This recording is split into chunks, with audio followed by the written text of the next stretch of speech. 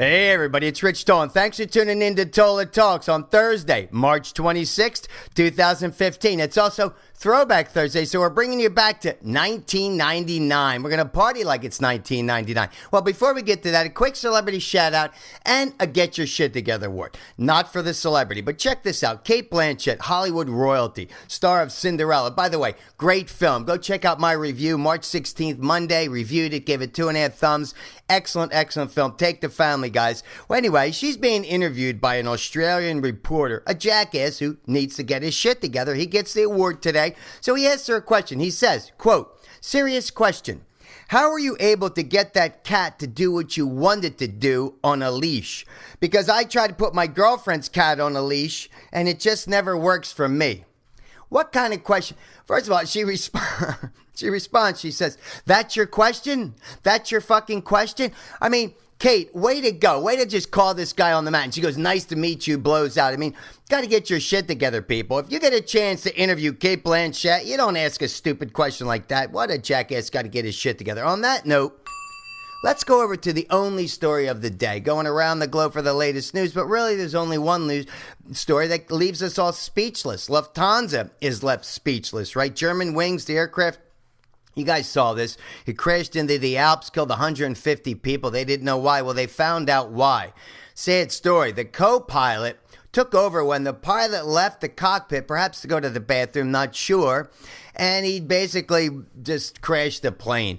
I mean, it went from 38,000 feet to 6,000 feet in 8 minutes? So he basically hit a button and he did this descent, and the captain tried to get back in. He wouldn't let him back in. I mean, this is a scary thing that's going on. I mean, this is suicide. This is mass suicide, murder, mass murder, suicide. It's almost like, I don't know what to say about this, but what we do know is they said that they don't do any psychological testing on pilots, that this guy was 100% fit to fly. Well, that can't be the case.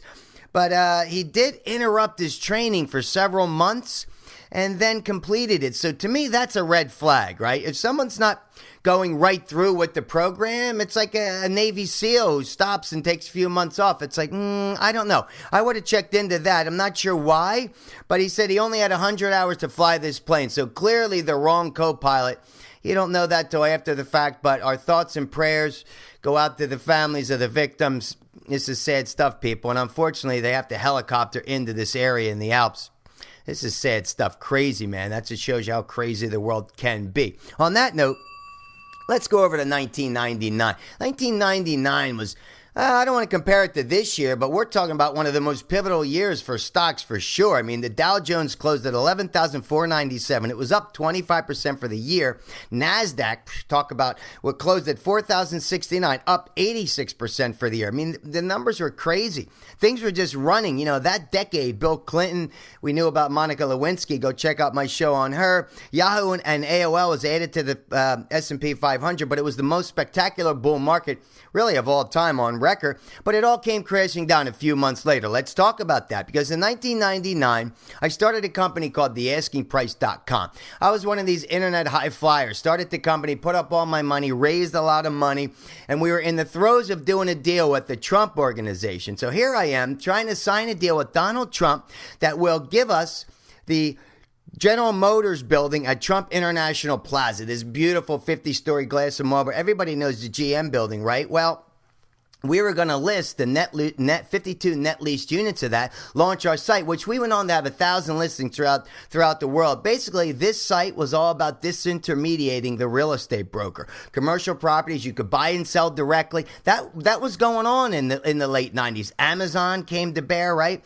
Where basically it was about getting rid of the middleman, saving money, creating opportunities for people to do business directly. So that's why I created this company, and pretty wild stuff. But let me give you a story, because this is my most vivid memory of all the companies I've ever started, which have been a few.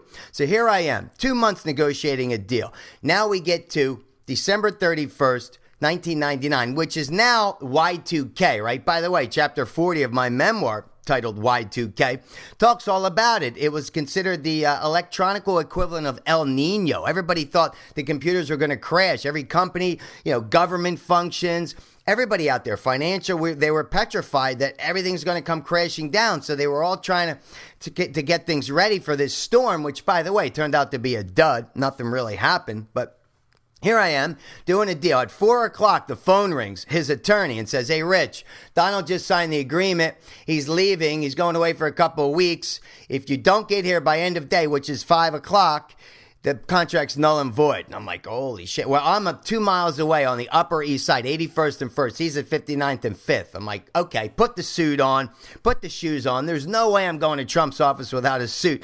Basically, hoof it down Fifth Avenue. It's 10 degrees outside. I'm flying down there. I got there at 4:45, which, by the way, the attorney said, hey, my wife's coming to pick me up with the kids. Can you get here by quarter of? I said, no problem. Got there, signed the deal, boom. Launched the site in March.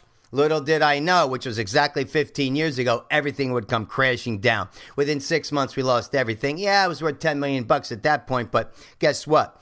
Nothing ever goes straight up. So, hey, for those people making a ton of money in the stock market, hey, good for you. Congrats. But remember, nothing lasts forever and nothing goes straight up. So here we go. 1999. What else is going on 1999 in terms of TV, film? Let's talk about it. Popular music. Lenny Kravitz, Sarah McLachlan, Britney Spears, Kid Rock was rocking it. Backstreet Boys, TLC, The New Radicals. Remember those guys? And Pearl Jam, of course, and Eminem.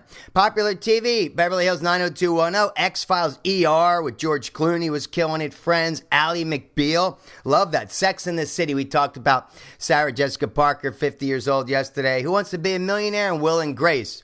Good stuff. That was when Napster was released, which is, you see that in the movie Facebook or the Facebook.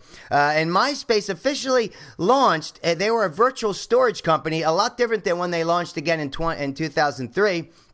And finally, let's talk about films because that's where my heart lies. We got the top 12 films. Fight Club, Brad Pitt, Ed Norton. American Beauty, awesome. Kevin Spacey, Thora Birch. The Green Mile, Tom Hanks, Michael Clark Duncan. Right, The Matrix, Keanu Reeves. Eyes Wide Shut, Tom and Nicole. Sixth Sense, Bruce Willis. Girl Interrupted, Angelina. We talked about her this week.